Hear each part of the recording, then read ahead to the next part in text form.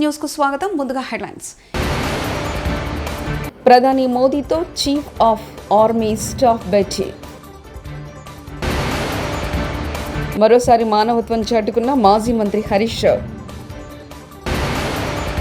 కూటమి ప్రభుత్వం అధికారంలోకి వచ్చాక ఈ 10 నెలల్లో కేవలం 30 మంత్స్ను మాత్రమే సెలెక్టివ్గా ఓపెన్ చేశారు అనిల్ కుమార్ యాదవ్. ఏపీలో భారీ వర్షాలు, ప్రభుత్వం అప్రమత్తం. పహల్గాం ఉగ్రదాడి నేపథ్యంలో భారత్ పాకిస్తాన్ల మధ్య ఉద్రిక్త వాతావరణం నెలకొంది. ఈ క్రమంలో భారత్ ఏ క్షణమైనా తమ దేశంపై దాడికి దిగబోతుందంటూ పాకిస్తాన్లో ఓ విధమైన ఆందోళన వ్యక్తమవుతుంది. అలాంటి వేళ త్రివిధ దళాల్లోని 2 అధిపతులతో ప్రధాని మోదీ వరుసగా సమావేశమయ్యారు. ఆదివారం న్యూఢిల్లీలో ప్రధాని Modi chief of air staff air chief marshal Amarpreet సింగ్తో సమావేశమయ్యారు. సరిహద్దుల్లో ఉద్రిక్తత నేపథ్యంలో కీలక సమావేశం జరుగుతుండడం ప్రాధాన్యత సంతరించుకుంది.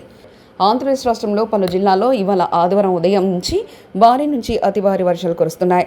పలు జిల్లాల్లో ఈదురుగాలులతో కూడిన భారీ వర్షం పడుతుంది. ఈదురుగాలుల దాటికి చెట్ల నుండి మామిడికాయలు రాలిపోయాయి. దీంతో మామిడి రైతులు లబ్బోదిబ్బమంటున్నారు. పలు చోట్ల రహదారుల వెంట వృక్షాలు నేలకొరిగాయి. పలు ప్రాంతాల్లో ట్రాఫిక్ స్తంభించడంతో వాహనదారులు తిప్పలు పడుతున్నారు. వర్షం ప్రభావంతో లోతట్టు ప్రాంతాల్లో ఉన్న ప్రజలు తీవ్ర ఇబ్బందులు పడుతున్నారు. ఈ నేపథ్యంలో ఏపీ ప్రభుత్వం అప్రమత్తమైంది. అధికారులు సహాయక చర్యలను ముమ్మరం చేయాలని ఏపీ ప్రభుత్వం ఆదేశించింది.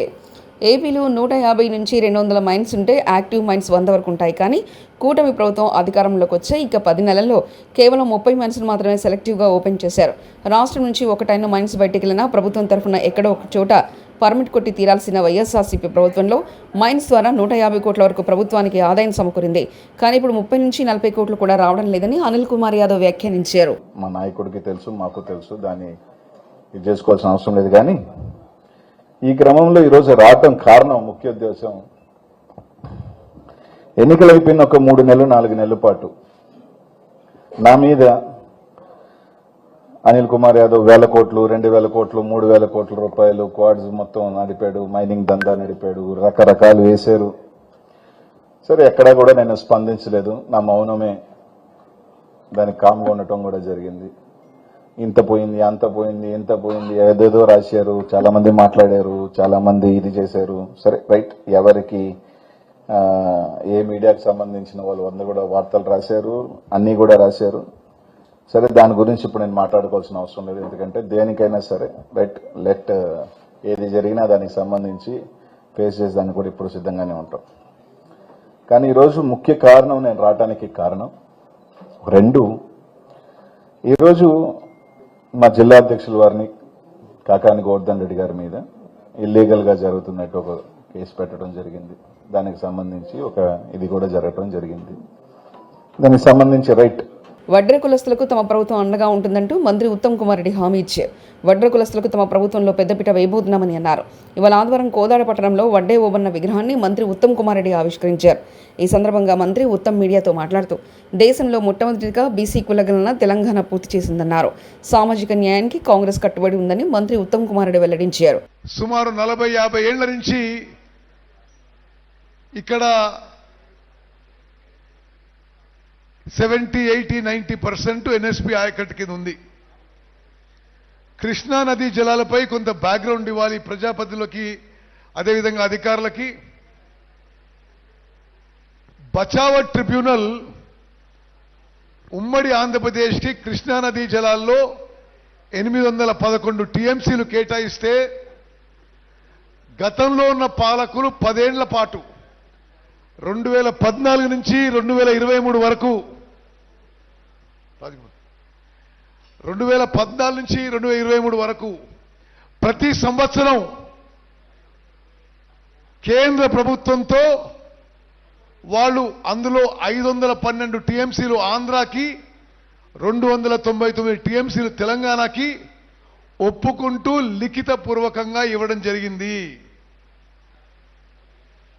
ప్రస్తుతం ఉన్న మన ప్రభుత్వం వచ్చిన తర్వాతనే లేదు, ఇది మేము ఒప్పుకోము, మన క్యాచ్మెంట్ ఏరియా, మన జనాభా, ఇతర విషయాలు అన్ని పరిగణలోకి తీసుకొని రాష్ట్రంలో కూటమి నేతలు వ్యవస్థను తమ చేతిలో పెట్టుకుని రెడ్ బుక్ రాజ్యాంగం నడుపుతున్నారంటూ వైఎస్ఆర్సీపీ అధికార ప్రతినిధి పుత్తా శివశంకరెడ్డి మండిపడ్డారు. ఆదివారం ఆయన మీడియా సమావేశంలో మాట్లాడుతూ ప్రతిపక్ష గొంతులను అనగదొక్కుతున్నారంటూ ధ్వజమెత్తారు. Z+ సెక్యూరిటీ ఉంటే వైఎస్ జగన్కు భద్రతా సిబ్బంది తగ్గించారు. 15 ఏళ్ల క్రితం మూలాన పడ్డ బుల్లెట్ ప్రూఫ్ వాహనాలను కేటాయించారు. జగన్ సెక్యూరిటీ విషయంలో కూటమి ప్రభుత్వం ఉద్దేశపూర్వకంగా నిర్లక్ష్యంగా వ్యవహరిస్తుందంటూ ఆయన నిలదీశారు. ఆ హెలికాప్టర్ కూడా ఎన్నికి పోలితే రోడ్డు మార్గాల జగన్మోహన్ రెడ్డి గారు వెళ్ళినటువంటి ఘటనలు మనం చూసాం. ఆ రోజే వైఎస్ఆర్ కాంగ్రెస్ పార్టీ కావచ్చు, ప్రజాస్వామ్యవాదులు కావచ్చు, ఇటువంటి హై సెక్యూరిటీ ఉన్నటువంటి పర్సన్ కి సిబ్బందిని కూడా ఏర్పాటు చేయకుండా, పోలీసులు కనీసం కూడా ఏర్పాటు చేయకుండా హెలికాప్టర్ మీదకి వెళ్ళడాన్ని, ఆ యొక్క సంఘటనలు చూసేసి ప్రజాస్వామ్యవాదులు అంతా కూడాను కూటమి యొక్క నాయకుల్ని కానీ కూటమి ప్రభుత్వాన్ని కానీ చాలా విమర్శించినటువంటి పరిస్థితులు కూడా మనం చూసాం. ఆ రోజు ప్రభుత్వం నుంచి నెక్స్ట్ డే ఇంత జరిగిన తర్వాత వైఎస్ఆర్ కాంగ్రెస్ పార్టీ ప్రజాస్వామ్యవాదులు ప్రశ్నిస్తే 1100 మంది భద్రత పెట్టాము అనేటువంటిది హోమ్ మినిస్టర్ గారు మిగతా వాళ్ళు అంటారు.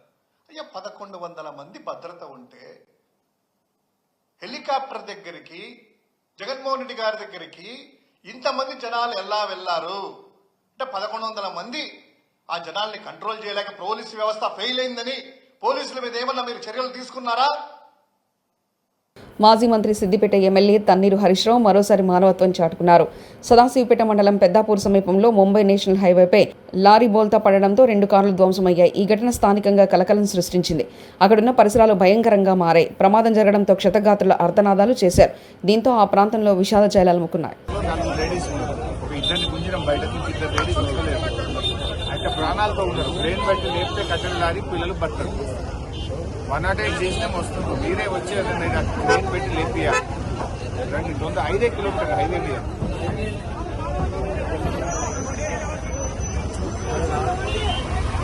సంగారెడ్డి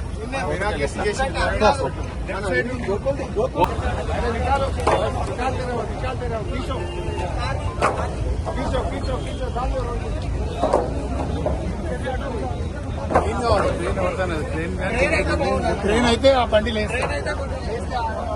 పాలకుర్తికి భారీ పెట్టుబడులు తీసుకొచ్చిన ఎమ్మెల్యే యశస్విని రెడ్డి తొర్రూరు నుండి హైదరాబాద్ సుఖమైన ప్రయాణం కోసం రాజధాని ఏసీ బస్సులను ప్రారంభించిన ఎమ్మెల్యే యశస్విని రెడ్డి మహబూబాబాద్ జిల్లా తొర్రూరు ఆర్టీసీ బస్టాండ్ నుండి హైదరాబాద్కు రాజధాని ఏసీ బస్సులను ప్రారంభించారు పాలకుర్తి కాంగ్రెస్ ఎమ్మెల్యే యశస్విని రెడ్డి.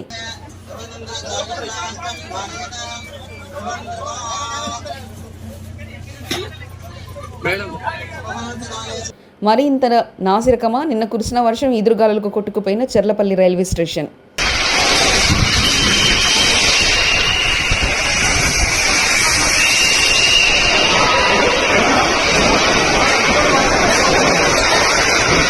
మొండికుంట ధాన్యం కొనుగోలు కేంద్రంలో ఆరబెట్టిన ధాన్యం వర్షానికి తడిసి ముద్దైపోయినవి. 6 కాలం కష్టపడి పండించిన పంట చేతికొచ్చే సమయంలో అకాల వర్షంతో రైతుల బాధలు వర్ణనాతీరం. తెలుగు రాష్ట్రాల్లో జోరుగా అకాల వర్షాలు.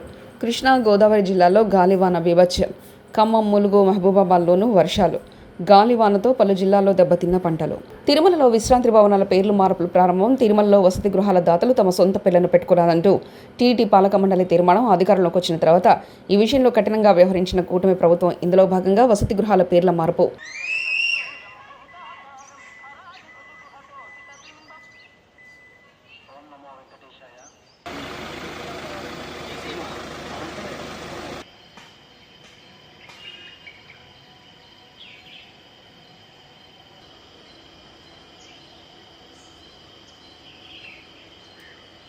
ఎన్టీఏ ఆధ్వర్యంలో ఏపీ వ్యాప్తంగా నీట్ పరీక్షలకు సర్వం సిద్ధం.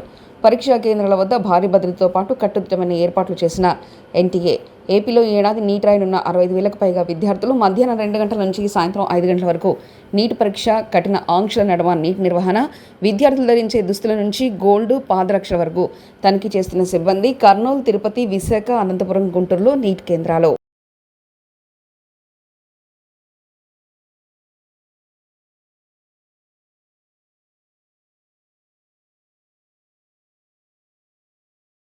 విజయవాడ 1 టౌన్ కేబీఎన్ కాలేజ్ నందు నీట్ పరీక్ష జరుగుతుంది. ఉదయం 6 గంటల పరీక్షా కేంద్రం నుంచి వివిధ పట్టణాల నుంచి విద్యార్థులు హాజరయ్యారు. పరీక్ష టైమింగ్స్ ఉదయం 11:30 లోపలికి అనుమతించారు. పరీక్షా కేంద్రం నందు చాలా కట్టుదిట్టమైన కాలేజీ యాజమాన్యం తీసుకుంటున్నారు. ఒంటి మీద బంగారపు గాజులు, ముక్కు పుడకలు, earrings, watches, wallets, pens అనుమతించట్లేదు. ప్రతి విద్యార్థి టీషర్ట్ ధరించాలని కండిషన్ పెట్టారు. పరీక్షా కేంద్రానికి కాలేజీ యాజమాన్యం వాటర్ బాటిల్, పెన్స్ ప్రొవైడ్ చేస్తున్నారు.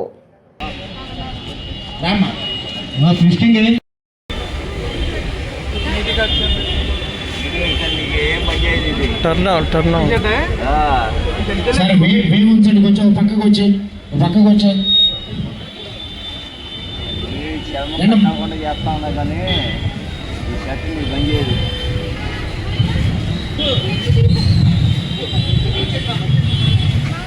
సార్ మీరు మేము ఉంచండి సార్. వాళ్ళు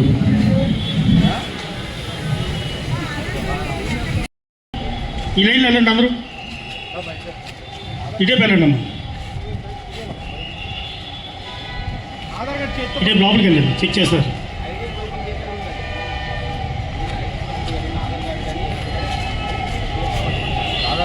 అమ్మ లోపలికి వెళ్ళిపోండి, అంటే దారి ఉంటుంది చూడండి, కుడికి చేతి పక్క లోపల ఉంటుంది. టెంట్లోకి రండి బాబు, అందరు టెంట్లోకి ఉండండి, టెంట్లోకి ఉండండి.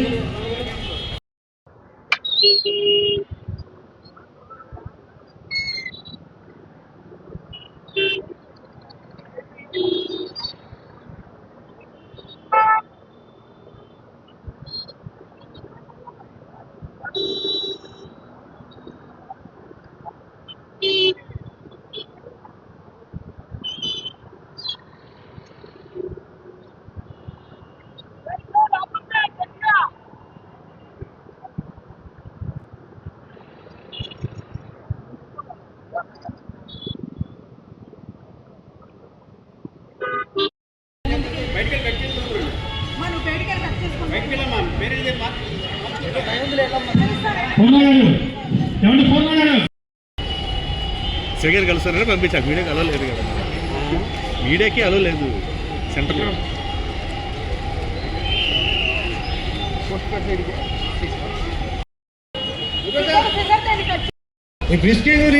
పేరెంట్స్ వెనక్కి వెళ్ళిపోండి, పేరెంట్స్ వెనక్కి వెళ్ళండి.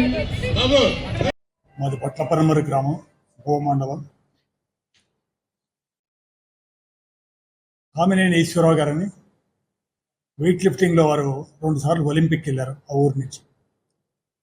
వారిని చూసి నేను కూడా క్రీడారంగంలో ఒలింపిక్ వెళ్ళాలనే ధ్యేయంతో నా హై స్కూల్ ఎడ్యుకేషన్ అయిపోయిన తర్వాత ఎక్కడైతే ఫెసిలిటీస్ ఎక్కువ అవకాశం ఉంటాయని తెలుసుకుని ఎయిర్ ఫోర్స్కి వెళ్ళాను. ఎయిర్ ఫోర్స్లో 9 సంవత్సరాలు పనిచేశాను. ఈ 9 సంవత్సరాల్లో ఒలింపిక్ వెళ్ళగలిగే స్థాయికి చేరుకున్నాం.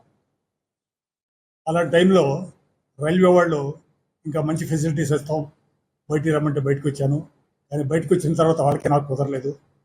ఇక బతుకు తెరువు కోసం చిన్న కోళ్ళ ఫారం పెట్టుకుని జాతీయ స్థాయికి, అంటే ఇండియాలోని నెంబర్ 1 పౌల్ట్రీ స్థాయికి వెళ్ళింది. అట్లాంటి టైంలో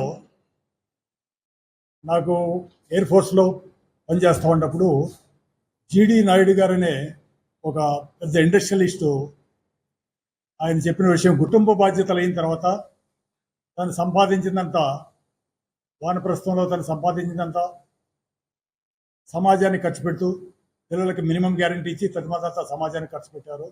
ఆ రకంగా భారతదేశం నెంబర్ 1 ఉండేది ప్రపంచంలో అని చెప్పడం నాకు గుర్తొచ్చింది.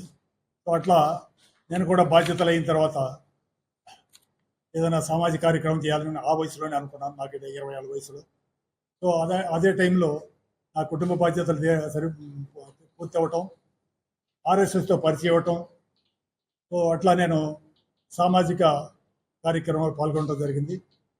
దానికి తగ్గట్టుగా నేను ఏదైతే ఆ ఒలింపిక్ మెడల్ సాధించలేకపోయానో అది ఎట్లయినా సాధించాలనే ఉద్దేశంతో విజయవాడలో కేతనకొండలో స్పోర్ట్స్ స్కూల్ పెట్టి సుమారుగా 15 సంవత్సరాలు నడిపాను. పిల్లలకి అందరూ కూడా వాళ్ళకి food and accommodation, sports education అంతా కూడా ఫ్రీ ఇచ్చి 15 సంవత్సరాల పాటు నడిపాం. చాలామంది 100 మంది జాతీయ స్థాయికి వెళ్ళారు. దాదాపు 34 ఇంటర్నేషనల్ మెడల్స్ కూడా సాధించాం.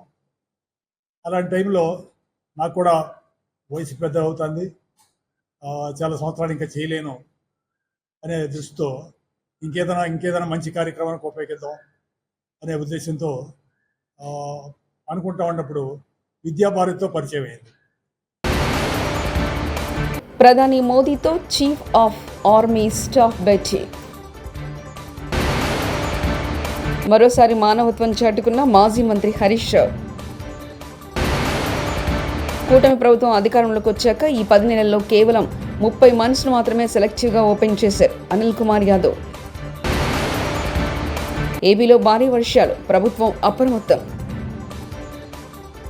ఇవి బులెటిన్ విశేషాలు.